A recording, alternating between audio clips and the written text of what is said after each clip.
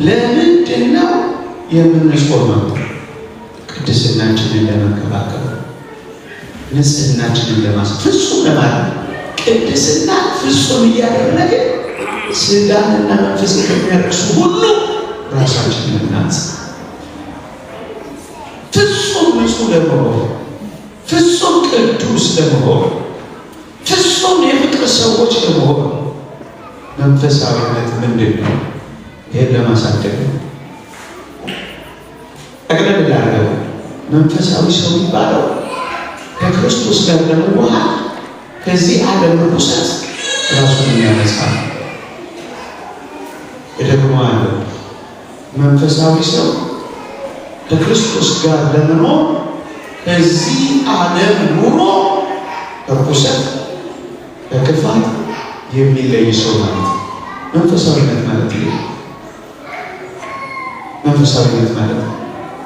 ስለዚህ ቢያንስ ከዛሬ ጀምሮ ቅድስናችሁን ፍጹም ለማድረግ መንፈሳዊነትን ቀስ እያሉ መኖር። እግዚአብሔር ስንፈጠር ፍጹም አድርጎ ከመጀመሪያው አልፈጠረንም። ይልቁንም ፍጹም ልንሆን የምንችልበትን ክሂል ወይም ፖቴንሻል ሰጠን። እነዚህ ነው እንደ ዘር፣ እንደ ችግኝ፣ እንደ መነሻ እግዚአብሔር ሰጥቶናል ያልኳችሁ ይህንን ነው።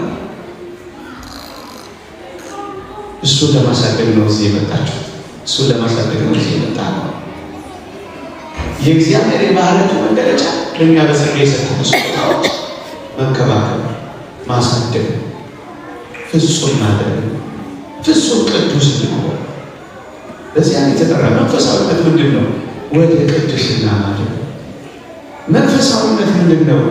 ንጹህ ወደ ሆነ ወደ እግዚአብሔር ማድረግ። እግዚአብሔር ቅዱስ ነው፣ እኛም ቅዱስ እንድንሆን ማድረግ ነው። መንፈሳዊ ሰው የሚባለው ቀኑን ሙሉ ስለዚህ ህይወት እየተጠነቀቀ የሚኖር ሰው፣ ቅድስናው የሚያሳስበው፣ ንጽህናው የሚያሳስበው ሰው፣ ፍጹም ለማድረግ የሚዘጋጅ ሰው። ሁለተኛ መንፈሳዊነት ምንድን ነው? ሶስተኛ ይሄ ደግሞ በጣም አስፈላጊነት ነው። ክርስቲያኖች ምንድን ነው መንፈሳዊነት? ጎርጎርዮስ ዘሩሲስ የሚባል አባት እንዲህ ብሎ ተርጉሞታል። መንፈሳዊነት መንፈሳዊ ህይወት ይላል ከመልክዓ እግዚአብሔር ከአርአያ እግዚአብሔር ወደ አምሳለ እግዚአብሔር የሚደረግ ጉዞ ነው ይላል። ረዥም ጉዞ ነው ይላል። ክርስቲያኖች ከመልክዓ እግዚአብሔር ወደ አምሳለ እግዚአብሔር የሚደረግ ጉዞ ነው ይላል። ፍሮም ኢሜጅ ቱ ላይክነስ፣ እግዚአብሔርን ወደ መምሰል እየተጓዘ ነው። ከቤታችሁ ተጉዛችሁ ስትመጡ እግዚአብሔርን ወደ መምሰል እየተጓዛችሁ ነው። ክርስቲያኖች በጥንቱ ዘመን መንገደኞች ነበር የሚባሉት፣ የመንገዱ ሰዎች ነበር የሚባሉት። መንገደኞች ወይም የመንገዱ ሰዎች የሚባሉት ለምንድን ነው? እግዚአብሔርን ወደምትመስል ህይወት ስለሚገሰግሱ። ጾማችን እግዚአብሔርን ወደምታስመስለን ጉዞ ነው መንገዳችን። መንገደኞች ረዥም መንገደኞች ፍሮም ኢሜጅ ቱ ላይክነስ። ቅዱስ ጎርጎርዮስ ዘሩሲስ አንድ ሰው ወደ አንድ ገዳም ገብቶ አንድ በዓት አንድ ቤት ክፍት ሲያደርግ የሆነች መነኩሴት ቁጭ ብላለች። እንደገና ዞረ፣ ብዙ ቦታ ተጓዘና እንደገና መጣና ደግሞ ከፈተው። ወደ 6 ሰዓት አካባቢ እንደገና ቁጭ ብላለች መነኩሴቷ። ዘግቶ ሄደ። እንደገና ሶስተኛ ወደ ሰርክ ወደ ምሽት አካባቢ መጣና እንደገና ሲከፍተው አሁንም ቁጭ ብላለች። አንቺ ቀኑን ሙሉ ተቀምጠሻል ብሎ ሊያፌዝባት ሞከረ። መነኩሴቷ እንዲህ አለችው፣ ተቀምጬ አይደለም እኔ ወደ አምላኬ እየተጓዝኩ ነው አለችው። ክርስቲያኖች መነኮሳት በገዳም በባህታቸው ጉዞ ላይ ናቸው። እኛ በገዳማት በአድባራት ጉዞ ላይ ነው። ሱባኤ ላይ ኢየሱስ ክርስቶስን ወደ መምሰል ጉዞ ላይ ናት። ጸሎት ላይ ወደ እግዚአብሔር ለመድረስ ጉዞ ላይ ነን። ከመልክዓ እግዚአብሔር ከአርአያ እግዚአብሔር ወደ አምሳለ እግዚአብሔር የሚደረግ ጉዞ ነው። መልክ ምንድን ነው? አርአያ ምንድን ነው? ላይክነስ አምሳልስ ምንድን ነው? እሱ ሊቆ ፈቶታል። መልክ የሚባለው ይላል አሁን ያለን ማንነት ነው ይላል። በምድር ላይ የሚኖረን ማንነትና የክርስትና ሕይወት ነው ይላል መልክዓ እግዚአብሔር። ቅድም ያልኳችሁን ይጠቅሳል። ፍቅር፣ ቅድስና፣ ጥበብ የተሰጡን ስጦታዎች ይጠቅስና ከዚህ መልክዓ እግዚአብሔር ከዚህ አርአያ እግዚአብሔር ይላል ስንደርስበት ካልሆነ በቀር ወደ ማንረዳውና ወደ ማናውቀው አምሳለ እግዚአብሔር የምናደርገው ጉዞ ነው ይላል። እግዚአብሔርን መምሰልን ስንደርስበት ብቻ ነው የምናውቀው። ጉዟችን ግን እግዚአብሔርን ወደ መምሰል ነው የሚለው። ወገኖች ለማና ጾመን ብቻ እንሄድ አይደለም። አሁን እዚህ የተሰበሰበው ጾማችን መንገድ ናት። ደግሞ አለው መንገድ ናት ጾማችን። ጸሎተኞች ብቻ እንሆን አይደለም። ጸሎታችን መንገድ ናት። ማስቀደሳችን መንገድ ናት። ማገልገላችን መንገድ ናት። ሚስ ነው እሱ፣ ግባችን አይደለም። ጸሎትን፣ ሱባኤን፣ ገዳምን፣ አገልግሎትን፣ ጾምን ኢየሱስ ክርስቶስን ወደምታስመስለን ሕይወት መድረሻ መንገድ ብቻ ናቸው። ግባችን አይደለም። አንዳንዶቻችን ግብ ብቻ ነው እናስቀድሳለን፣ እንሄዳለን፣ ግብ ብቻ ሱባኤ እንይዛለን፣ እንደተለመደው እናደርጋለን፣ ግብ እሱን አድርገን ብቻ ቀራለን። ዋናው ግባችን ምንድን ነው? ቀራችሁ ኢየሱስ ክርስቶስን ወደምታስመስለን ሕይወት መድረስ፣ ከሥጋዊነት ወደ መንፈሳዊነት፣ ከምድራዊነት ወደ ሰማያዊነት፣ ከወጣኒነት ወደ ፍጹምነት መጓዝ መሸጋገር። እስኪ ልጠይቃችሁ፣ ከዛሬ ዓመት ዛሬ ምን ለውጥ አምጥታችኋል? የት ጋር ደርሳችኋል? ጌታ በወንጌል የነገረ እኔ ምሰሉኝ ያለ በምን ወደ መምሰል ጉዞ ጀምረናል።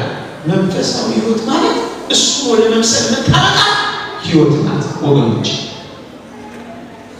ንስሐ ገብተን ብቻ እንድንቆም አይደለም።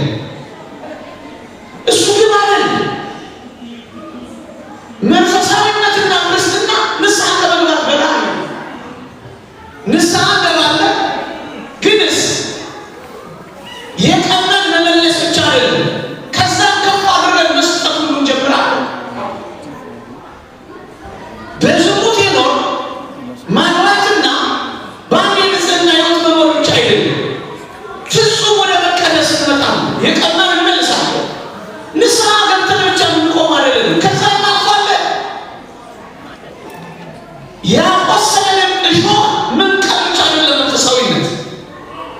በተነቀለው እሾህ በገባበት ቁስል ውስጥ ዘይት ማድረግና መጨመር ጭምር መንፈሳዊነት።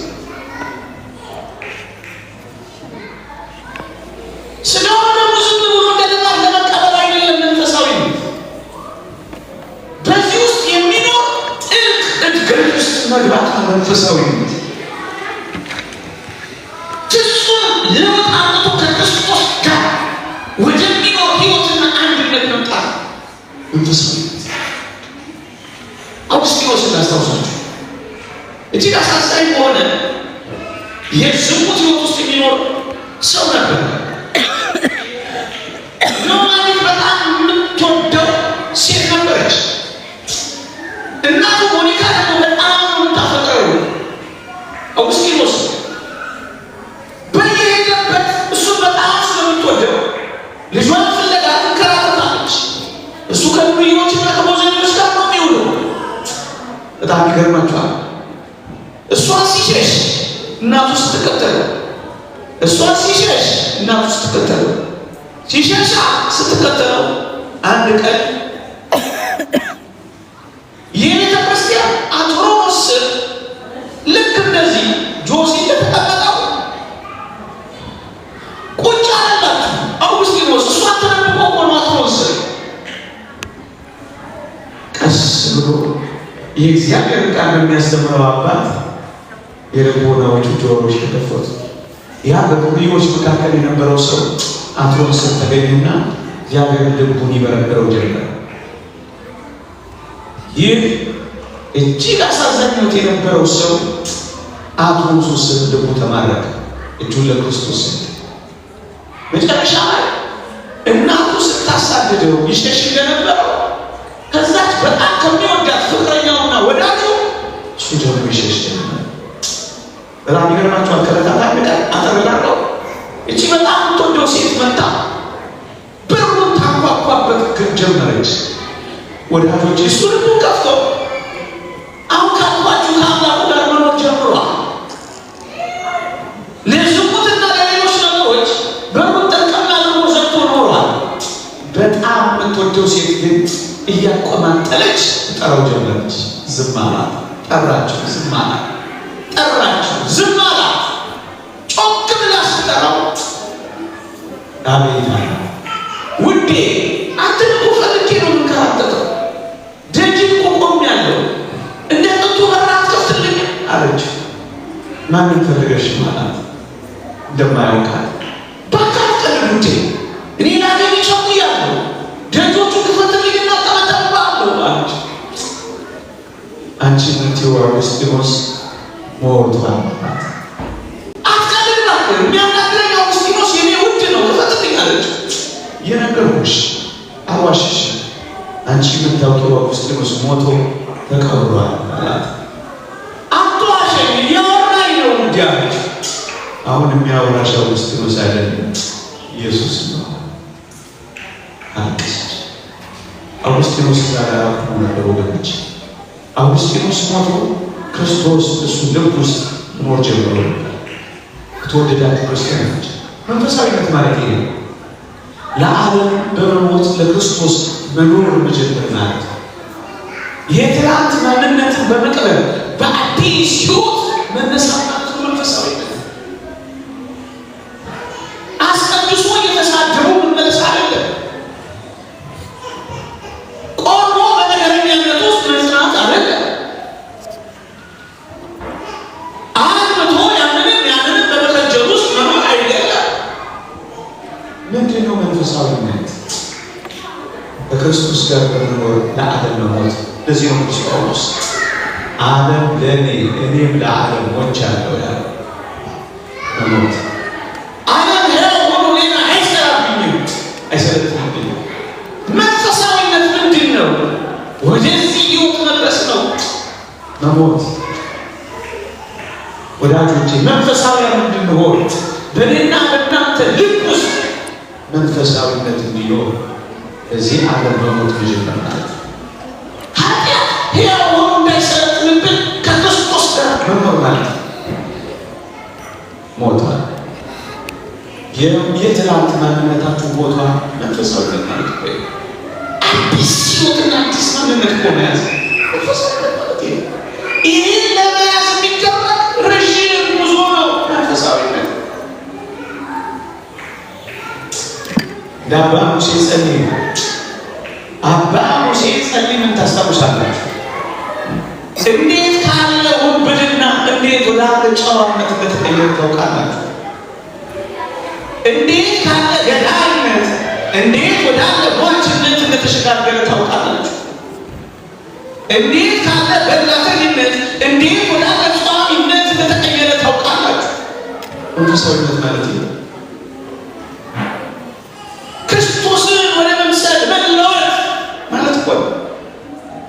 ተናጋሪዎች ጭምቶች ልውጥ፣ አመንዝሮች ንጹሖች ልውጥ፣ ክፉዎች ደጎች ልውጥ፣ ንፉጎች ርኅሩኆች ልውጥ። እንደ ስብከት እንዳታዩት ወዳጅ ሕይወት ማለት ነው መንፈሳዊ ሕይወት። ከስጋዊነት ወደ መንፈሳዊነት ከፈቃድ ሥጋ ወደ ተማረ ነፍስ መለወጥ ማለት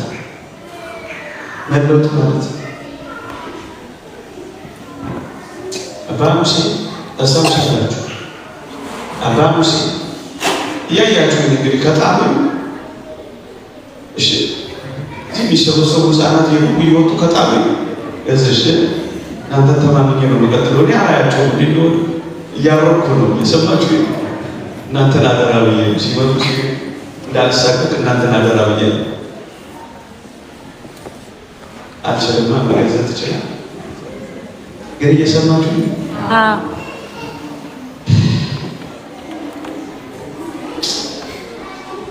አባ ሙሴ ገና መንፈሳዊ ሕይወት ሳይጀምር ታስታውሱ ከሆነ በጎችን እየሰረቀ የሚበላ ምርጥ ሌባ ነው የነበረው። በመጨረሻ ዘመኑ ሲያጠናቅቅ መላእክት ማር የሚመግቡት ሰው ነው የሆነው። እየሰማችሁ ምን አይነት አጨራረስ! መንፈሳዊነት ማለት ነው። መንፈሳዊነት ማለት ነው ከስጋዊነት ወደ መንፈሳዊነት፣ ከምድራዊነት ወደ ሰማያዊነት። እውነት መንፈሳዊ ሰው የሚባለው ተለውጦ እንዲሄድ በኋላ አብራሯል። እግዚአብሔር ቃል እንዲህ ይላል። ላንብብላችሁ። እየሰማችሁ ነው? አሁን እያብራራ ያለው መንፈሳዊ ሕይወት ምንድን ነው የሚለው ሁለተኛ ክፍል አባባ ከመልካ እግዚአብሔር ወደ አርአያ እግዚአብሔር የሚደረግ ጉዞ ነው። ኢየሱስ ክርስቶስን ወደ መምሰል ቀን በቀን የምንኖርበት ሕይወት፣ ትሑት እንደሆነ ትሑት የምንሆንበት፣ የዋህ እንደሆነ የዋህ የምንሆንበት፣ ጭነት እንደሆነ ጭነት እንደምንሆንበት፣ ፍቅር እንደሆነ ፍቅር የምንሆንበት፣ ቀስ በቀስ እሱን እየመሰልን መሄድ፣ ንጹህ እንደሆነ ንጹህ የምንሆንበት፣ ቅዱስ እንደሆነ ቅዱስ የምንሆንበት ጉዞ ነው መንፈሳዊ ሕይወት። ቅዱስ ጳውሎስ እንዲህ ይላል፣ አሁን እንዳገኘው ወይም አሁን ፍጹም እንደሆንኩ አይደለም፣ ነገር ግን ስለ እርሱ በክርስቶስ ኢየሱስ የተያዝኩበት ያን ደግሞ ይዛለሁ ብዬ እፈጥናለሁ። ወንድሞቼ ሆይ እኔ ገና እንዳልያዝኩት እቆጥራለሁ፣ ነገር ግን አንድ ነገር አደርጋለሁ፣ በሞቴ ስሙኝ፣ በኋላ ያለውን እየረሳሁ በፊቴ ወዳለው እዘረጋለሁ። በክርስቶስ ኢየሱስ ከፍ ያለውን የእግዚአብሔርን የመጥራት ዋጋ እንዳገኝ ምልክትን እፈጥናለሁ ይላል። አንድ ጊዜ ደግሞ ይላል፣ አሁን እንዳገኘው ወይም አሁን ፍጹም እንደሆንኩ አይደለም፣ ነገር ግን ስለ እርሱ በክርስቶስ ኢየሱስ የተያዝኩበት ያን ደግሞ ይዛለሁ ብዬ እፈጥናለሁ። ይኸውላችሁ ክርስቲያን መንፈሳዊ ሰው የትናንቱን ደግነት ይረሳና ወደ ያዘው ደግነት የሚገሰግስ ነው። ትናንት በነበረው መልካም ሕይወት ላይ ሌላ ከፍ ያለ ነገር ደግሞ ለመኖር የሚዘረጋ ነው መንፈሳዊነት። ለዚህ ነው ቅዱስ ጳውሎስ ወንድሞቼ ሆይ እኔ ገና እንዳልያዝኩት እቆጥራለሁ፣ ነገር ግን አንድ ነገር አደርጋለሁ፣ በኋላ ያለውን እየረሳሁ በፊት ያለውን ለመያዝ እዘረጋለሁ። በክርስቶስ ኢየሱስ ከፍ ያለውን እግዚአብሔር መጥራት ዋጋ እንዳገኝ እፈጥናለሁ። መንፈሳዊ ሰው እንደዚህ ነው። የኋላውን እየረሳ ወደፊት ወዳለው እየተዘረጋ ገና ነኝ የሚል ነው መንፈሳዊ ሰው። ጉዞ ላይ ነው። ቅድም እንዳልኳችሁ መንገድ ላይ ነው። እስኪ ያገኘው ድረስ የሚጓዝ ነው መንፈሳዊ ሰው። እስኪ መስል ድረስ መንፈሳዊ ሰው የሚሄድ ነው። ለዚህ ነው ገና ነኝ የሚል የሚመስለው። የእግዚአብሔርን የመጥራት ዋጋ አገኝ ዘንድ ምልክት እፈጥናለሁ ይላል። የእግዚአብሔር የመጥራት ዋጋ ምንድን ነው? ዘላለማዊ ሕይወት አይደለም? ቅዱስ ኤፍሬም ሶርያዊ የእግዚአብሔርን የመጥራት ዋጋ ሲናገር ምን ይላል? እግዚአብሔር መዋዕያንን በጸጋ አምላክ እንዲሆኑ ጠራ ይላል። እሱም መምሰል በሞት ይደው እግዚአብሔር መዋዕያንን የጸጋ አምላክ እንዲሆኑ ጠራ ይላል። ትናንት አዳም ከነበረው ሕይወት በላ ላለች አስደናቂ ሕይወት ነው ክርስቶስ ጋር ነው የጠራ። የትናንትና ብቻ ሊሰጥን እንዳይመስላችሁ የጸጋ አምላክ ወደ ያደረገ ሱታፍ አምላክ ነው አቆቆረ ዘውስ ይህ ስንደርስበት ብቻ የምናውቀው ነው ያለው። ለዚህ ምን አይነት ጸጋ ነው ይወጡ ነው ይነገራል። መዋዕያንን የጸጋ አምላክ ነው። የእግዚአብሔር የመጥራት ዋጋ ምንድን ነው ካላችሁ የጸጋ አምላክነት ሱታፌ አምላክ እዛ እስክንደርስ ነው። እዛ እስክንደርስ ነው። ጎርጎርዮስ ዘኑሲስ የባበራበት አንቀጽ የሰው ሕይወት ይላል ወደ ላይ ወደ እግዚአብሔር የሚደረግ የማያልቅ እርገት ነው። እሱ ሱታፌ አምላክነት የጸጋ አምላክነት ነው ይላል። ወዳጆች አሁን የጸጋ አምላክነትን ወደ ሱታፌ አምላክ ያረገ ቅዳሴያችን እርገት ነው። በተለይ የኦርቶዶክሳዊ ቤተክርስቲያን ቅዳሴ እርገት ላይ ነው። በቀደም ብያችኋለሁ። ልቦናችሁን ከፍ ከፍ አድርጉ እኮ ነው የሚለው።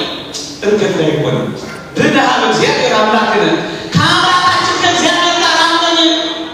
በቅዳሴ ከአምላካችን ከእግዚአብሔር ጋር እዚህ አለ። ደሞስ እዚያ ደግሞ በሰማያዊ ስፍራ በቀኝ ደግሞ አስቀምጦናል። ቦታ ተይዞልናል። እርገት ላይ ስንጾም እርገት ላይ ነን። እሱ ነው የሰው ሕይወት ወደ ላይ ወደ እግዚአብሔር የሚደረግ የማያልቅ እርገት ነው። አያልቅም። ክርስቲያን ለማድረግ ነው እዚህ የምንመጣው ከእሱ ጋር ከፍ ከፍ ለማድረግ መንፈሳዊነት ማለት እስከዚህ ጥልቅ ነው ወገኖች። ለዚህ ነው ቅዱስ ጳውሎስ እኔ ገና እንዳልያዙ ጀማሪ ነኝ የሚለው ገና እንዳልያዙ ትቆጥራለሁ። ገና ላይ ገና አበቢሱ የተባለ ማጣት ነፍስ ዘውትር በምታደርገው እድገት ይላል ጀማሪ ናት ይላል። እንዴት ይገርማል! ስንት ዓመት ሆኗቸዋል እዚህ ሱባኤ ስትይዙ? ስንት ዓመት ሆኗቸዋል ስታገለግሉ? ስንት ዓመት ሆኗቸዋል ደጅ ስጠኑ? ግን ምን ነው ነፍሱ ለእግዚአብሔር በምታደርገው እድገት ገና ጀማሪዎች። ይህን የሚለው 80 ዓመት የኖረው እጅግ ጥልቅ አረጋዊ ነው። ገና ጀማሪ ነኝ የሚለው አንድ ቀን ጸልዩ የምን መኮራት ነው? የሆነ ዘመን ሱባኤ ይዞ የምን መቆፈስ የሆነ አገልግሎት አገልግሎ የምን ይሁን ነው። እድገታችን ገና ጀማሪ ነኝ ነፍስ ዘውትር በምታደርገው እድገት ጀማሪ። ለዚህ እኮ ነው አጋቶስ ሌሎቹ ቅዱሳን አባቶቻችን ተመልክቷቸው በተለይ አጋቶስ ዘውትር ምን ይል ነበር? ዛሬ ጀምራለሁ ይላል። እንደ ጀማሪ ነው የምንኖረው በእግዚአብሔር ፊት። እንደ ጀማሪ ሁሉ ጊዜ እንደበጣፋ ሁሉ ጊዜ እንደህፃኖች ጀማሪ አባት ሳሚዎስ መታመን ታያለቀሰ የሰው በደልና ኃጢአት እየታየው ግንባራቸው ላይ ያነበበው ሰሌኑ እስኪርስ ድረስ ያለቅስ ነበር እና ምን ይላል? አምላኬ ሆይ እንድጀምር ብታይ ይላል። ወዳጆች እኛ ማመን እንድንችል ይሆን እንኳን ስለሌላ ሰው ኃጢአት ማልቀስ ስለራሳችን መልቀስ ያልጀመር ያማረ ጀምረን እንኳን ለሌሎች መራራት በሌሎች ላይ የምንፈርድኛ ወገኖች እንድጀምር እንዳይ ሲላሳስ ገና ፍሬሽ መንፈሳዊነት ማለት ወደዚህ እድገት የምታደርግ ጉዞ ከሆነች በእግዚአብሔር ፊት ሁሉ ጊዜ ይጀምራለች። ለዚህ ነው አውግስጢኖስ ጌታ በአንተ ክፍል ውስጥ ሁሉ ጊዜ ተማሪ ነኝ፣ የብዙዎች እረኛ ስሆን ከመንጎች ደግሞ አንዱ ነኝ። አስተማሪ ነህ፣ ሁሉ ጊዜ ተማሪ ነህ፣ ጀማሪ ነህ፣ እረኛ ነህ፣ ሁሉ ጊዜ ከመንጎች ደግሞ አንዱ ነኝ፣ ጀማሪ። ምንድን ነው መንፈሳዊ ሕይወት? ሁሉ ጊዜ መጀመር እንደ አዲስ ነው። ምዕመናን በጣም አዳዲስ ክርስቲያኖች ነታቸው ከብዙ በደል ይመጡ፣ ከብዙ ድካም ይመጡ፣ ከብዙ ምስፍልና ይመጡ። እግዚአብሔርን ናፍቀው ሲመጡ እንደሌላ እንደናንተ እዚህ ፊት የሚቀመጡ እንዳይመስሏችሁ። ዛት ቁጭ ብለው እኮ ነው የሚያለቅሱት። ምናልባትም ላይገቡ ይችላሉ። ደጅ ቁጭ ብለው ከተማ ያሉ እህቶች ያያሉ። መግባት እንኳን ተሳቀ እንዴት እንደሚያለቅሱ እንዴት ልጆቻቸው እንደሚዘሩ መግባት እንኳን ወዳጅ እኛ ጥቂት ግን ስለገባን በጣም አለቆች ሆነናል፣ በጣም ደፋሮች ሆነናል፣ በጣም ተናጋሪዎች ሆነናል፣ በጣም መሪዎች ሆነናል፣ አጥተናል፣ በጣም አስተያየት ሰጪዎች ሆነናል። አንዳንዶች ዝም በይ እያልን የምናባርር ሆነናል። አባቢሾ የሚባል አባሲሶ የሚባል አባት አልሰማችሁ? 80 ዓመቱ ላይ በሞቴ ሲሉ እጅግ የሚመስል በ80 ዓመቱ ሊያርፍ ሲል ያለቆለት ሊሞት ሲል ሰሌን መድረኩ ላይ ተኝቶ እንባውን በመንታ እያወረደው ደቀ መዛሙርቱ ከበውት ሊሸኙት ሊሰናበቱት ቆመዋል። ይሄ 80 ዓመት በተጋሩ የኖር አረጋዊ ምን እንዳታውቃል ጌታዬ ወይ እባክህ ጥቂት እንኳን የንስሐ ዕድሜን ስጠኝ እያለ እዚህ ቆማችሁ የንስሐ ጊዜ ንስሐ የገባችሁ እንደገና የንስሐ ዕድሜ ትለምኑ ይሆን? እዚህ ቆማችሁ ቀና ብላችሁ ላለማየት እንኳን ዝቅ ዝቅ ብላችሁ መሬት ታዩ። ይህ ቦታ ምን ያህል የሚያስፈራ ይሆን? ይህ ቦታ እንደው ዝም ብላችሁ እርግጥ ታረቁት ይሆን? ጮክ ብላችሁ ታወሩ ይሆን? እሩቴን አባት 80 ዓመት በተጋሩ ኖሮ እንባው እያፈሰሰ ጥቂት የንስሐ ቀን ለምናለሁ ጌታ ያለው ደቀ መዛሙርቱ ደንግጠው አባታችን 80 ዓመት ሙሉ በለቅሶና በንስሐ ለሚኖር ነው እንዴት እንደገና እንደ አዲስ የንስሐ ዕድሜ እግዚአብሔርን ጠየቀው አባታችን። አባታችን ምን ብሎ መለሳሉ? ገና ይሄንን ጥበብ ገና አሁን እየተማርኩት ነው፣ ይሄንን ጥበብ ገና አሁን እያወቁት ነው አላቸው። እግዚአብሔር ሁል ጊዜ ማለዳ አዲስ ናቸው። ሁል ጊዜ ያስተምራል። ማለዳ ሲወጣ ምሮናል፣ ሁል ጊዜ ያስተምረናል። ምሽቱ ሲመጣ ምሮናል፣ ሁል ጊዜ ይደንቀናል። እግዚአብሔር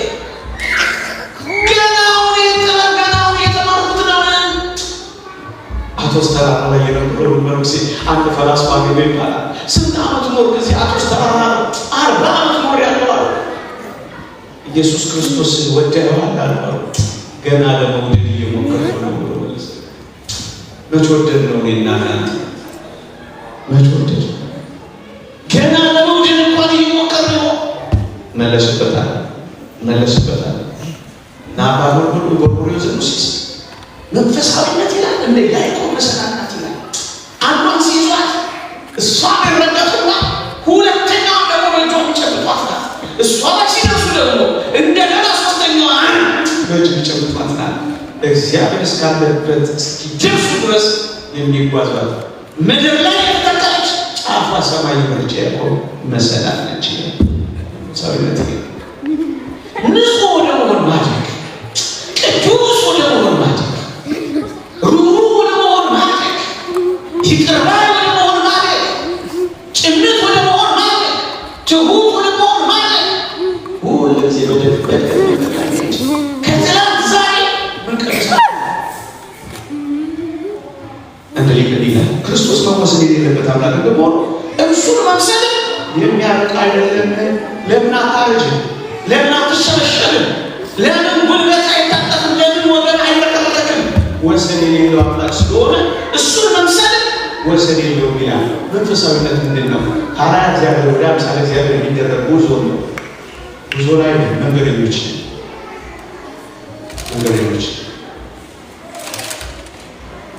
መንፈሳዊነት ሶስተኛ እየሰማችሁ ነው። ተስፋ ላለ የሰማችሁ እኔ ምንም አልነበረሽም ልቀጥል። እናንተም እንደዛ ከሆነ ተስፋ አይደለ በጣም ምንም አትሱ ሄደን ተመለስ ማለት ፈቅጄላችኋል። እሺ ሶስተኛ ምንድን ነው መንፈሳዊነት? እነዚህ ነገሮች የምናገር እንድንኖርበት ነው። ይሄ እንደ ስብከት እንደ ትምህርት እንደዚህ ማለት ይዛችሁት ቀስ በቀስ መንፈሳዊ ነው። ሶስተኛ ምንድን ነው መንፈሳዊነት? መንፈሳዊነት ወይም ደግሞ መንፈሳዊ ሰው የሚባለው መንፈሳዊነት በእግዚአብሔር መንፈስ ራሱን የሚመራ ሰው።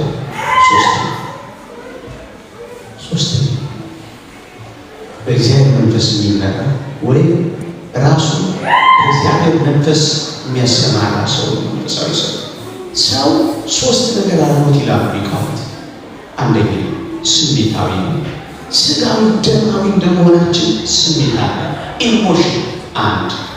ሁለተኛ ሰው አመዛዛኝ ውሳኔ ሰጪ አእምሮአዊ ነው፣ ኢንተሌክት ነው ሰው ሁለተኛ። ሶስተኛ ግን መንፈሳዊ ነው፣ ስፒሪቹዋል ነው ሰው። ሶስት ነገሮች ኢሞሽን፣ ኢንተሌክት፣ ስፒሪቹዋል መንፈሳዊ። ስሜታዊ አእምሮአዊና መንፈሳዊ ነው ሰው። ታዲያ መንፈሳዊ የሚባለው ማነው ካላችሁ ከስሜታዊነቱና ከአእምሮአዊነቱ በላይ መንፈሳዊነቱ የሚያየንበት ሰው ወይ በመንፈሳዊነት የሚመራ ሰው ወይ በበላይነት የሚመራው ስሜት ያለው መስሎ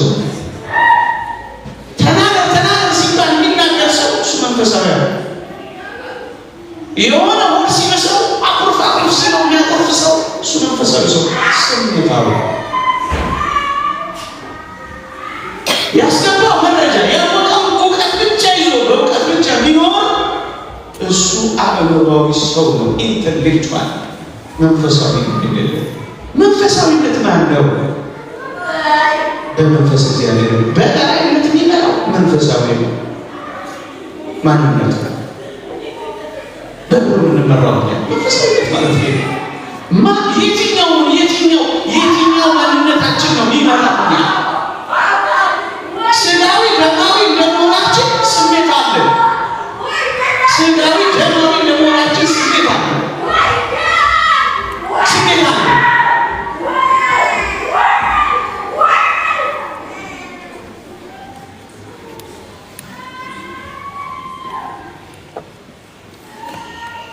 ስጋዊ ደማዊ እንደመሆናችን ስሜት አለ።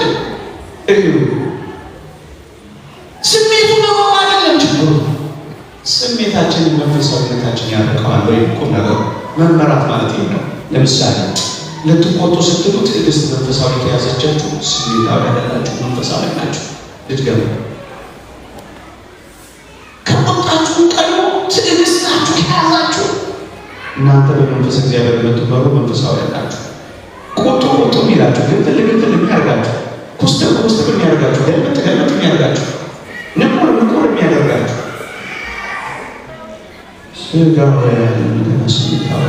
አሁን ከዚህ ውስጥ እንድንወጣ ነው የራሳት ማለት ነው። ልታስጠፉ ስትሉ ፍቅር የሚባል ነገር ከያዛችሁ እናንተ መንፈሳዊ ናችሁ። ልታቆርፉ ስትሉ ይቅርታ የምትባል መንፈሳዊነት ከያዘቻችሁ እናንተ መንፈሳዊ ናችሁ። ልትነጥቁ ስትሉ ርኅራኄ መንፈሳዊት ከያዘቻችሁ እናንተ መንፈሳዊ ናችሁ። ልትራገሙ ስትሉ ምርቃት የምትባል መንፈሳዊ ከያዘቻችሁ እናንተ መንፈሳዊ ናችሁ።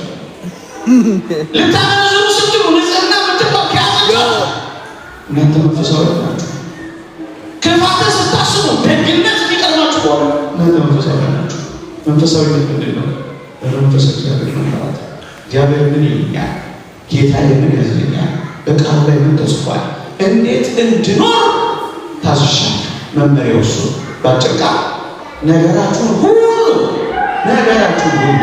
ትዳራችሁ፣ ስራችሁ፣ ሐዘናችሁ፣ ደስታችሁ፣ የዕለት ኑሯችሁ፣ ማህበራዊ ሕይወታችሁን የትኛውን ኑሮ ውሏችሁ ከስሜትና ከአዋቂነት ይልቅ የእግዚአብሔር ቃልና መንፈስ የምትመዝኑ ከሆነ መንፈሳዊ ናችሁ።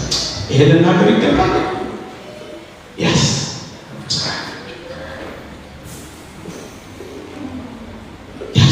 መንፈሳዊ ናችሁ። ስሜት አይኖራችሁ ማለት አይደለም። በመንፈስ እግዚአብሔር መነጽርነት ያውታላችሁ። ከስሜታችሁ በላይ መንፈሳዊነታችሁ ያድጋል። መንፈሳዊነት ማለት ምንድን ነው? እንዲህ ነው ቅዱስ ጳውሎስ የሚለው እኔም አሁን ሕያው ሆኜ አልኖርም፣ ክርስቶስ ግን በእኔ ይኖራል። አሁን በሥጋ የምኖረው ኑሮ በወደደኝና ስለ እኔ ራሱን በሰጠው በእግዚአብሔር ልጅ ላይ ባለኝ እምነት ነው ይላል። የምትኖሩት በእግዚአብሔር ልጅ ላይ ባላችሁ እምነትና እሱ ባዘዛችሁ ትእዛዝ ይሆናል። ማታ ስትገቡ ከሚስታችሁ ጋር፣ ማታ ስትገቡ ከቤቶቻችሁ ጋር፣ ቀን ስትውሉ ከባልደረቦቻችሁ ላይ የሕይወትና የኑሮ መነጽራችሁ የእግዚአብሔር ቃል እንደሚያሳችሁ። ሐዘን ሲገጥማችሁ እኔ ክርስቲያን አይደለም እንዴት ነው መኖር የሚገባው? ትመስሉታላችሁ፣ በእሱ ትመራላችሁ፣ ደስታችሁን በልኩ ታደርጋላችሁ። እንዴት ነው ክርስቲያን አኗኗር? በእሱ ትመራላችሁ፣ በእሱ ትመራላችሁ። እንደ ሀገሬ የድሮ እናቶች አሁን ቋጥሩ ነው የጾም ቀን የአብይ ጾም ቀን ሊያስቀድሱ ወደ ቅዳሴ ሄዱ። እዚያ ከራዩአቸው ሰዎች ውሃ እሳቸው ነው የሚከፍቱላቸው። በአከራዩ እጅ ነው ውሃው ያለው እና እማዬ ሊያስቀድሱ ሲሄዱ ውሃውን ጠቃ አድርገው ቆለፈው። ቁልፉን አንገታቸው ላይ ያሰው። ወዴት ነው ሄዱ? በወቴ ነገሩ አርጎ ተቀድሶ ወጥቷል። እዛው ቆልፈዋል። እዚህ መጥተው ጸበል ይቀዳሉ። ጸበል ጓደም ይችላል። እናቱን ውሃ አልቀዳ ብሎ ያስቸገረ ልጅ እዚህ መጥተው ጸበል ይቀዳ ይሆናል ወይ? ለሚስቱ ያልታዘዘ ሰው ሲመጡ ልታዘዝ ይላል? አይሆንም። ቤተሰቡን ያላገለገለ ሰው ሲመጡ ላገለግል ይላል? አይችልም። ለልጁ አራያ የሆነ ሰው ለዚህ ሁሉ ሰው አራያ መሆን ይችላል? አይችልም። መንፈሳዊነት ማለት ምን ማለት ነው? መንፈሳዊነት በመንፈስ ይባላል። ትመዝኑታላችሁ። ስራችሁ እግዚአብሔር ይወደዋል፣ እግዚአብሔር ይፈቅዳል። እሱ ነው መንፈሳዊ። ይይዛችኋል። ስሜታችሁ በልበል ሲላችሁ እኔ እግዚአብሔር ልጅ እኔ ክርስቲያን አላችሁ። እየሰማችሁ ነው። ይህ መንፈሳዊነት ይወላችሁ። ከሴኪላሩ ዓለም ስፒሪቹዋል መንፈሳዊ ዓለም ከዓለማዊ ዓለም የሚለየው ምንድን ነው ካላችሁ፣ መንፈሳዊው ዓለም አንደበቱ፣ ልቡ፣ ተግባሩ ለፈቃድ እግዚአብሔር የተሰጠ ነው። ፈቃድ ይሁን የሚለው እየሰማችሁ ነው። ምኑ አልኳችሁ? አንደበቱ፣ ልቡ፣ ተግባሩ። ያ ዓለማዊውስ ተግባሩና ልቡ የለም። ምናልባት አንደበቱ ብቻ ሊጠቅሙ ይችላል። እዚህ ውስጥ አንደበታችን ብቻ መንፈሳዊ የሚመስል ሰዎች እንኖር ይሆን አላውቅም። የሰማችሁ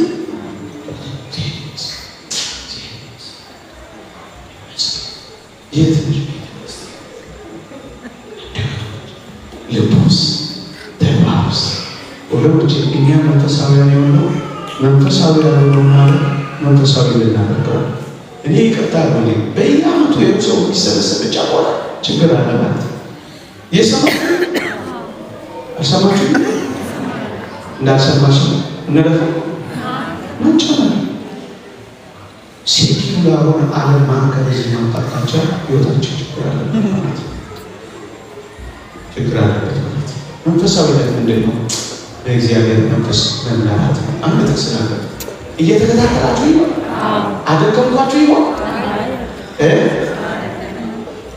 ይብላኝ ላንተ ይሰልከነ አፍ እግዚአብሔር ቃል አበላችሁ የሚያገለጥ ሮሜ መልእክት ምዕራፍ 13 እንደ ሥጋ ፈቃድ ብትኖሩ ትሞቱ ዘንድ አላችሁና በመንፈስ ግን የሰውነትን ሥራ ብትገድሉ በሕይወት ትኖራላችሁ። በእግዚአብሔር መንፈስ የሚመሩ ሁሉ እነዚህ የእግዚአብሔር ልጆች ናቸው። በእግዚአብሔር መንፈስ የሚመሩ ገና ስትወጣ ማኑ አለ ዛሬ ቀኑ እግዚአብሔር ቀኑ ሙሉ እግዚአብሔር በመፍራት ለመኖር ክፉ ላለማድረግ ክፉ ላለመስራት ንጹህ ነው። በመንፈስ እግዚአብሔር የሚመሩ እነሱ እግዚአብሔር ልጆች ናቸው። ልጅ ከሆንክ በእግዚአብሔር መንፈስ መመራት አለ።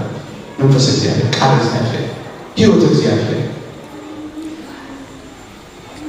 ይሄ ምስል አንደክምም ማለት ያለ፣ አንሰናከልም ማለት ያለ፣ አንወድቅም ማለት ያለ፣ አንሳሳትም ማለት ያለ። ደግሞ ይሄንን ሁሉ ስንናገር ድካም አይኖርብንም፣ ስሜታችን አይሆንብንም ማለት ግን አይደለም። ምን ማለት ነው? ውጊያ ውስጥ እንዳለ እንደ አንድ ወታደርና ተጋዳላይ መቁሰል ሊገጥመን ይችላል። መሳሳት፣ መጎዳት ሊገጥመን ይችላል። በኃጢአት መውደቅ። ታዲያ ምን ማለት ነው ካላችሁ እንደዚህ እየኖሩ በመንፈስ እግዚአብሔር እየተመላለስ ፈቃድ እግዚአብሔርን ለመፈጸም እየሞከርን የሚገጥሙንን ጥቃቅን ጉድለቶች፣ ስህተቶች፣ ውድቀቶች፣ መሳሳቶች እንዴት እናያቸው ካላቸው የተጋሩ ውጤት መሆናቸው ተረዱ። በቤተ ክርስቲያን ሕይወት እንዳቅማችሁ እየተመለሳችሁ የተለያየ ድካምና መሰካከል ከገጠማችሁ የተጋሩ ውጤት መሆኑን ብቻ ተረዱት። የተጋደላችሁ ቆስላችሁ እየተጋደላችሁ ድካማችኋል። ወደፊት እየሄዳችሁ አስቁሟችኋል። ቆስላችሁ አንድ የሚዋጋ ወታደር ይቆስላል አይቆስልም? ቆስላል። አደጋ የደረሰበት አዎ። ግን ምንድነው ማድረግ ያለበት? ትግሉ ሳያቆም መቀጠል ነው ያለበት። ትግሉ ሳያቆም ጀግና የሚባል ወታደር ምንድነው ቃላቸው? በውጊያ ውስጥ እጅ ያልሰጠ ያልተማረከ እስከሆነ ድረስ ነው። ለሰይጣንና ለዓለም ፈቃድ ሳትማረኩ ቆስላችሁ እያነቀሳችሁ ቢሆን በእግዚአብሔር ቤት በንስሐ ስትመላለሱ እሱ መንፈሳዊነት ነው። እጅ ከሰጣችሁ ከተማረካችሁ ያኔ ነው ምስተውት እንደ ተዳድሎ ውጤት እዩት። እግዚአብሔር የሚያየው እነሱ ነው። መምሰል የተጋዳይነት መገለጫ መሆኑን እዩት። እንደዚህ የረታው ያንጣት ተሰራው በቃ ይሮብኝ እንደዚህ ያደረገ ደግሞ የከፍተት ካለብኝ ልቶ ይጋደላል፣ ይታገላል። እንደ ተጋዳይነት እንደ ወታደር አጥቂነት ተመልከቱት። ሳይወጉ ድል ሳይታገሉ ማሸነፍ ሳይታግሱ ብጽዕና የለም፣ ብጽዕና የለም። እነሆ በትዕግስት የጸኑትን ብፁዓን እንላቸዋለን ይላል ያዕቆብ ምዕራፍ 5 ላይ። ብጽዕና የሚመጣው የሁሉ ታግሶ መውደቅን ታግሰህ ስትነሳ፣ መሰናከልን ታግሰህ ስትቀጥል፣ ሳታቆም ስትቀጥል፣ ሩጫውን ካላቋረጥ፣ ትግሉን እጅ ሰጥተህ ካልተማረክ ትዕግስተኛ ትሆናለህ። እግዚአብሔር ይህንን ትዕግስት ነው የሚያየው። ሰው መውደቅህን ብቻ ሊያይ ይችላል። እግዚአብሔር ግን በትዕግስት መጽናትን ወድቀህ መነሳትን አፈረሰ እንደገና በበርታት እግዚአብሔር ማለት ነው ያየው። መንፈሳዊነት ማለት ይሄ ገና ከኃጢአት ጋር የታገላችሁ ገና ከኃጢአት ጋር የተከተላችሁ ጀምስ ማፍሳለሁ ግድያ ተቃውሞ ያለብን። ለዚህ ነው መጽሐፍ መነኮሳት በቤት ውስጥ ሆነ ድል ያነሳው ሰጣት ከቤት ውጭ ሆነ ድል ተነሳዋል። ደግሞ አለ በቤት ውስጥ ሆነ ድል ያነሳው ሰጣት ከቤት ውጭ ሆነ ድል ተነሳዋል። መንፈሳዊነት ማለት ይሄ ካቸው ከብዙ ጥቂት ኮሮች ናቸው። አራት ነጥቦች ተሽያለ ድዝገማንዴ ከእግዚአብሔር ጋር በመኖር የሚገኘው ሕይወት ገንዘብ ማድረግ ነው። መንፈሳዊነት ትንሣኤና ሕይወት እኔ ነኝ ያለው ክርስቶስ እኔ በእርሱ እኖራለሁ ስላለ በሥጋውና በደሙ በኩል ስንቀበል በእኛ ሕይወት ውስጥ በመኖር የምናገኘው ከእሱ ጋር መኖር። በዚህ እርሱ ፎራ ውስጥ አንተ ፈውሰን ከእኛ ጋር ኑር ብለን በቅዳሴያችን እንደምንጮህ ሕይወት የምናገኘው እግዚአብሔር ከእኛ ጋር ሲሆን፣ ስለዚህ መንፈሳዊ ከእግዚአብሔር ጋር በመኖር የምናገኛት ሕይወት ናት። አዳም በአቋራጭ አምላክነትን ወይም ሕያውነትን ለማግኘት ሲሞክር ሞተ። እኛ ደግሞ በቀጥታ ከክርስቶስ ጋር በመኖር የምናገኛት ሕይወት ናት መንፈሳዊ ሕይወት። ጎርጎርዮስ ዘኢየሱስ ከሥጋውና ከደሙ ውጭ ሱታፊ አምላክነት የታለ ቅርታር እያስቀደሱ ይሄድ ብቻ መንፈሳዊነት አለ። ክርስቶስ ከእኛ ጋር የሚኖር በሥጋውና በደሙ ከሆነ የጸጋ አምላክነትን ገንዘብ የምናደርገው በመቁረብ በኩል ከሆነ ታዲያ ከዚህ ውጭ ያለው ነገር እንዴት መንፈሳዊነት ሊባል ይችላል? ይሄን ያስወገደ ሕይወት መንፈሳዊነት ሊባል ይችላል። ሁለተኛ ለእግዚአብሔር የባህርያት መገለጫ ለእኛ በጸጋ የተሰጡን ስጦታዎች ቅድስና፣ ፍቅር፣ ንጽሕና ጠብቆ ይዞ ተንከባክቦ አሳድጎ ፍጹም ማድረግ ነው መንፈሳዊነት። ቅድስና ፍጹም እያደረገ ራሳችንን ከሚያነሱ ነገሮች እናንጻ ማንጻት። በምን ንጹሐን ነው እንጀምራቸዋል ማለት መንፈሳዊነት ማለት ነው። በመናገር አንደበታችሁ ንጹሐን ማለት በማርዳት ወይም በመመን ብቻ በመኖር ወይም ሰው ጋር በመኖር ንጹህ ነው። ንጹህ ከአይን አምሮት ከልብ ምኞት ለመጠበቅ ንጹህ ማሳደግ። ሁለተኛ ሶስተኛ ከመልካም እግዚአብሔር ወደ አርአያ እግዚአብሔር ማነው ከአርአያ እግዚአብሔር ከመልካም እግዚአብሔር ወደ አምሳለ እግዚአብሔር የሚደረግ ጉዞ ነው መንፈሳዊነት። ኢየሱስ ክርስቶስን ወደምታስመስለን ሕይወት መጥተን አስቀድሰን መሄድ ብቻ አይደለም። ምን እንመስላለን ዛሬ ረስቶት በትህትና ኢየሱስ ክርስቶስን በዚህ ወር ለመምሰል እንዴት አድርግ ዝምታን ልትልበልን ለማለት እንዴት ሩሩ ነው። እግዚአብሔር በባህሪ ሩሩ ነው። እኛ ሩሩማን እንድንሆን ነው የታዘ እንዴት ልጅ እንዴት ጉዞ እሱ ወደ ምታስመስለው ጉዞ። ሶስተኛው ጊዜ መንፈስ መመራት አሁን እንዳሉት እስካሁን ያወራሁት ምንድን ነው? ርዕስ አይዟችሁ እየጨረሱ ነው። አንድ ሰዓቱ ይሄ ለነሳት ልክ ነው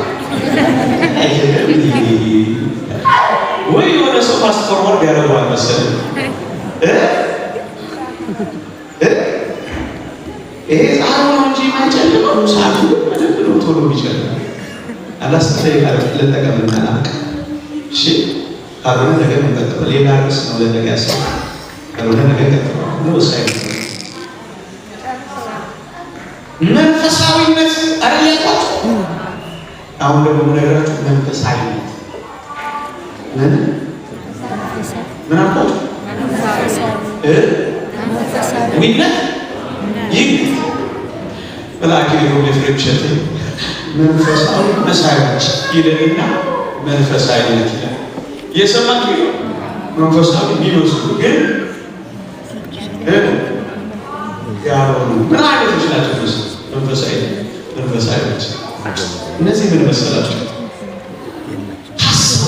መንፈሳዊነትን የሚኖር ለምሳሌ አቅርቦ ስለተባሉ ብቻ እየተቆረበረው የሚያደርግ ምን ይደረጋል? ጾም ገብቷል። ዝም ብዬ መንገር አልቀረ አባም ይቆጡኛል።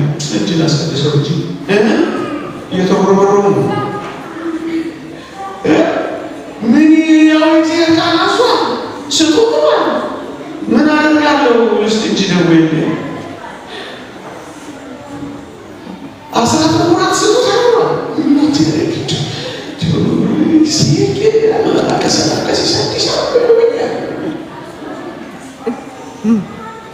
ምን ማለት መሰላችሁ? ትእዛዝ ብቻ ነው የሚፈጽመው። የሰማችሁ አስቀዳሽ ነው። ምርጥ ነጠላ አለው። ይሄ ሀረግ ምናምን ያለው ነጠላ እፊት ነው የሚቆመው ወይ ምናምን ከቶ ለውጥ ቢባል ነው። የሰማችሁ በቃ ሲያገለግል አንደኛ ግንስ ይሄ ትእዛዝ ብቻ የሚፈጽም ሰው ጾም ይጾማል። ወደ ጾሙ ዓላማ ከእግዚአብሔር ጋር ወደ መገናኘት ግን አይደርስም። ረሃብ አድማቱ ያቆማል። ቅድም እንዳልኳችሁ ያስቀድሳል። ስለ መቅደስ የህግጋቱ ዓላማ ከእግዚአብሔር ጋር መገናኘት ሆኖ ሳለ አስመሳይ ሆኖ ግን ይጨርሰዋል። ግቡ ላይ ሳይደርስ ያቆመዋል። ግቡ መሳያቸው ክርስቲያን መሳይ መንፈሳዊ መሳይ ይሄ ምን መሰላችሁ? ባላ ጊዜ ይቀጣኛል ብሎ ነው የሚያደርገው። ይሄ እንደ ባሪያዎች እንደ ባርነት ነው። አንደኛው ደግሞ ባለት ይሄና አሁን ሶላይ የሚገባው ይሁን ክፉ አይደለም እኮ ሶላይ የሚገባው ይሄን ካለው ይሄ መለስልኛል ብሎ ሂሳብ ሰርቶ ነው የሚመጣው። የባላንስ ፋይናንሻል ስቴትመንት አለ። የስሌት አለ። ይሄ ደግሞ ፎር ወርሺፕ ይባላል። የስሌት የቀን አምላክ ነው። ይሄ ደግሞ እየሰራ ይሰራል። ቺባጌ ቺንሳለ ጾም ቺንጾም ይሄን ይሰጥኛል። ጸሎት ሲጸልይ ይሄን መጸወተኛል። ይሄ ደግሞ ነጋዴ ነው መመራ ለነጋዴ ነው የሚሆነው። ካለ ነገሩ ይሄ ሲሰጠው ይሄን ይሰጠኛል ብሎ ሂሳብ ሰርቶ ነው የሚገባው። ይሄ መንፈሳዊ መሳይ። ሌላው ደግሞ ሁለተኛው መንፈሳዊ መሳይ እውቀት ብቻ ያውቃል። ስርዓቱን ጥቅቃቱ ያውቃል።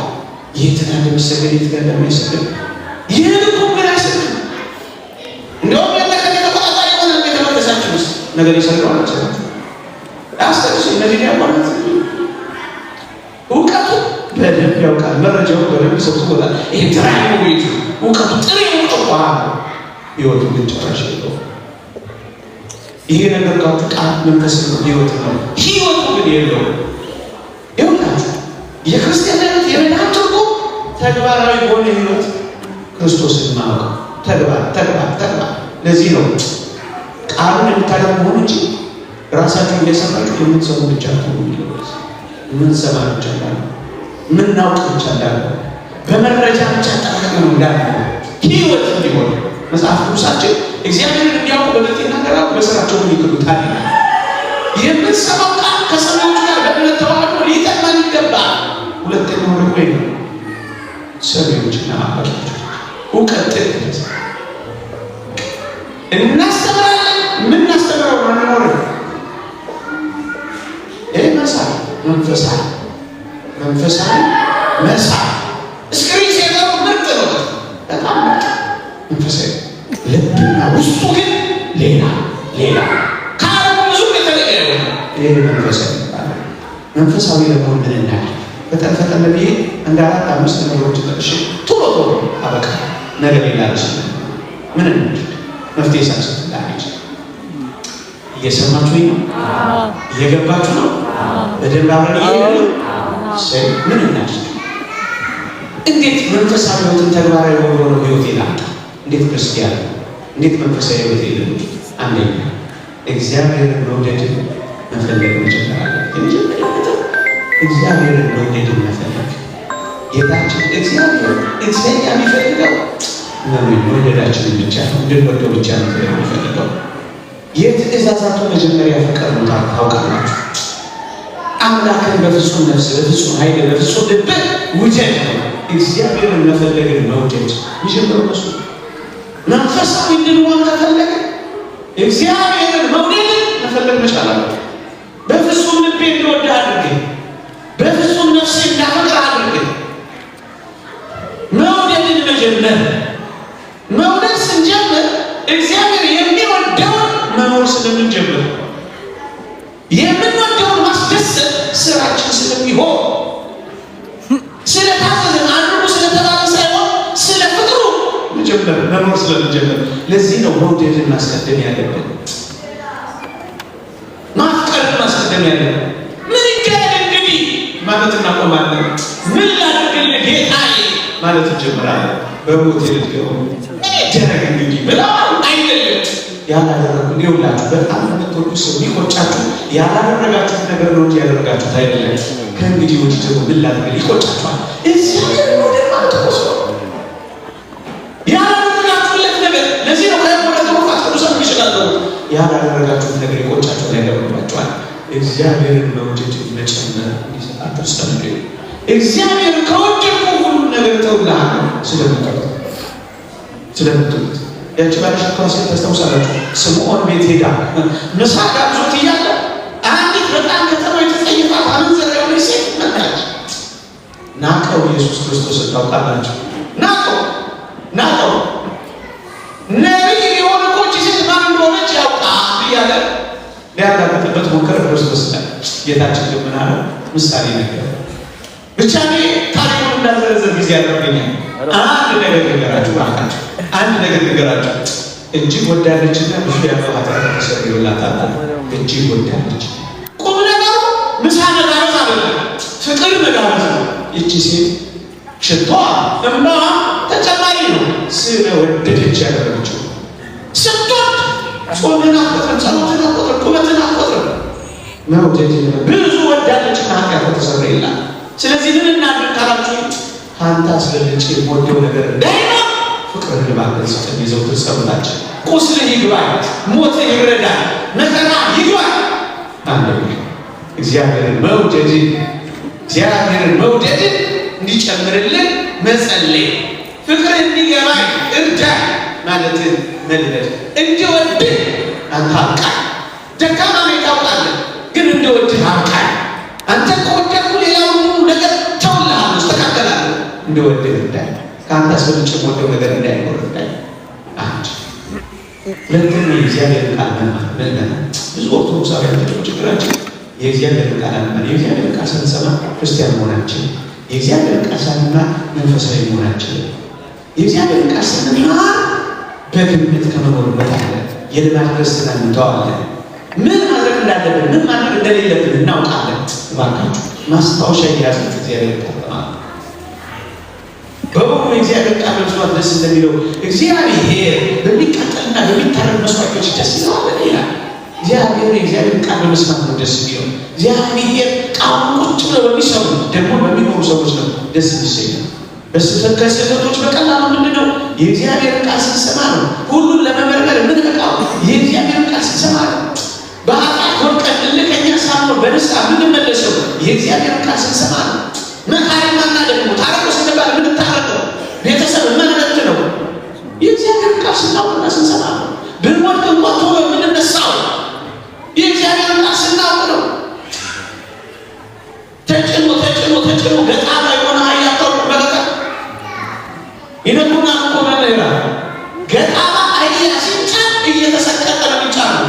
የእግዚአብሔርን ቃል የሚያውቅ ሰው ኃጢአት ሲሰራ እየተሳቀቀ ነው የሚሰራው። ሲደክም እየተሳቀቀ ነው። ወይም ጌታዬን አሳዘንኩት ነው የሚሰራው። እየተሳቀቀ እንደገና ባህያ ነው እኮ የሚሰራው። እግዚአብሔር በሚገባ የምታውቅ ነፍስ ሌላው ደግሞ ብዙ ግድያ ይሰራል። ቺና ዓለም ትንቃለች። የረገበች ነፍስ የማን ወለላን ትረግጣለች። የራበች ነፍስ ግን የበረደው ነገር ሁሉ ይጣፍጣታል ይላል። የማንናወስ የምንጸና ምን ሆነው ቃሉን ስንሰማ ነው። ቃሌን ሰምቶ የሚያደርገው ቤቱን በዓለት ላይ የመሰረተ ልባም ሰው ይመስላል። የእግዚአብሔርን ቃል ተማሩ። ሁለተኛ መንፈሳዊ ነው። ሶስተኛ ምን እናድርግ? ጨርሻለሁ። ሶስተኛ ምን እናድርግ? ይህ በጣም አስፈላጊ ስለሆነ ይህን መናገር ስላለብኝ ራሳችንን ቀስ በቀስ ለመንፈሳዊነት ማለማመድ፣ ቀስ በቀስ በአንድ ያለ ቀስ በቀስ ለመንፈሳዊነት ማለማመድ። ይኸውላችሁ ብርቱ ውጊያና ብርቱ ውድድር ውስጥ ገባ። በዚህ ውድድርና ብርቱ ውጊያ አሸናፊ ሆኖ ለመውጣት መለማመድ። አትሌቶች ተለማምደው ነው የሚያሸንፉት። የምንፈልገው ነገር ላይ ለመድረስ ቀስ በቀስ በሂደት ሳናቋርጥ መለማመድ ብቻ ያለብን። ውሃ ዋን መለማመድ የሚፈልግ ሰው ውሃ ውስጥ መግባት አለበት። ዳር ላይ ሆኖ መንጃ ፈቃድ አውጥቶ ላይሰንስ ይዞ መኪና ለመንዳት መለማመድ አለበት። ቴዎሪውን ብቻ የተማረ ተግባሩን ያከለሰ ሰው መኪና መንዳት አይችልም። መለማመድ ያስፈልጋል ወገኖች። የሁል ጊዜ ጥረት ይጠይቃል። አባቶቻችን እንደሚሉ ሰው በውጤት ይለካል፣ እግዚአብሔር በጥረት ይለካል ያልኳችሁ ለዚህ ነው ወንጌላችን እግዚአብሔር ለመምሰል ራስን ማስለመድ ያስፈልጋል። መለማመድ በአንድ ጊዜ የሚደረስበት ባለመሆኑ መለማመድ። ለምሳሌ ንጹህ ጸሎት ላይ ስትደርሱ ድረስ ያከሰ ጸሎት በመሳለ መለማመድ፣ ብርቱ ጸሎት ስትጸልዩ ድረስ ደካማ ጸሎት እየጸለያችሁ መለማመድ። እንኳን እግዚአብሔር እኛም ባልሰማውም ጸሎታችንን አለማቆም መቀጠል፣ ተመስጦ ኖረን አልኖረን፣ ተመሰጥንም አልተመሰጥንም መቀጠል መለማመድ።